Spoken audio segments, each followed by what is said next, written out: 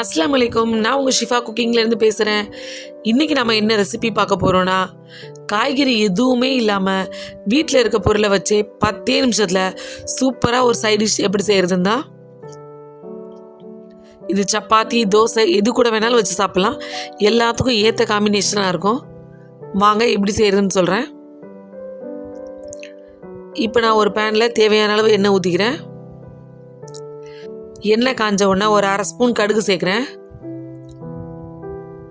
கடுகு பொரிஞ்சதுக்கப்புறம் ஒரு 1/2 ஸ்பூன் ஜீரகம் சேர்த்துக்கோங்க. இப்போ ஜீரகமும் பொரிஞ்சிருச்சு. ஒரு 3 பச்சை மிளகாயை 2ஆக கீறி சேர்த்துக்கிறேன். இதோட ஒரு கொத்து கருவேப்பிலையும் சேர்த்துட்றேன். இந்த பச்சை மிளகாவும் கருவேப்பிலையும் பொரிஞ்ச உடனே ஒரு 3 பெரிய வெங்காயத்தை நல்ல பொடிசாக ரொம்ப ஃபைனாக கட் பண்ணியிருக்கேன். அதை இதில் இப்போ சேர்த்துட்றேன். வெங்காயம் ரொம்ப சின்ன சின்னதாக கட் பண்ணிக்கோங்க.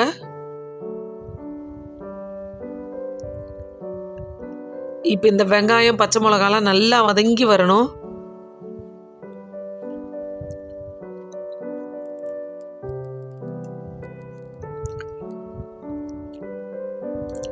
இது வதங்கட்டும். இப்போ இதுக்குள்ளே மசாலா ஒன்று நம்ம ரெடி பண்ணிக்கலாம்.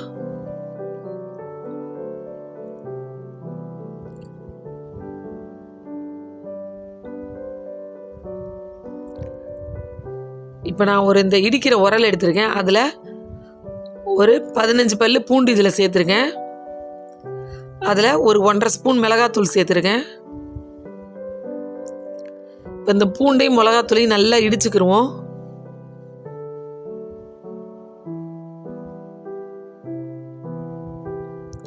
தண்ணிலாம் எதுவும் சேர்க்க தேவையில்லை,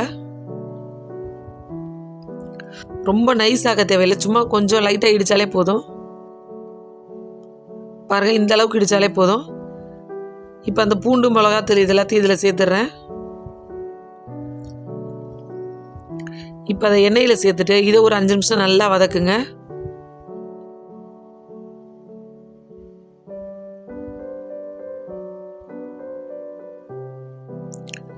அந்த பூண்டு ஒரு 5 நிமிஷம் வதங்கினதுக்கப்புறம் இப்போ நம்ம மசாலா சேர்க்கலாம். ஒரு பிஞ்ச் அளவுக்கு மஞ்சத்தூள், 1/2 ஸ்பூன் தனியாத்தூள், ஒரு 1/4 ஸ்பூன் கரம் மசாலா. இப்போ இதெல்லாத்தையும் நல்லா கிண்டி விட்டுறேன். இப்போ இந்த மசாலாலாம் நல்லா வெந்து பச்சை வாசனை போகணும் இல்லையா, அதனால் ஒரு 1/4 டம்ளர் தண்ணி சேர்த்துக்கிறேன். எல்லாத்தையும் நல்லா மிக்ஸ் பண்ணி விட்டுட்டு இப்போ இந்த மசாலாவுக்கு தேவையான அளவு உப்பு சேர்த்துருங்க.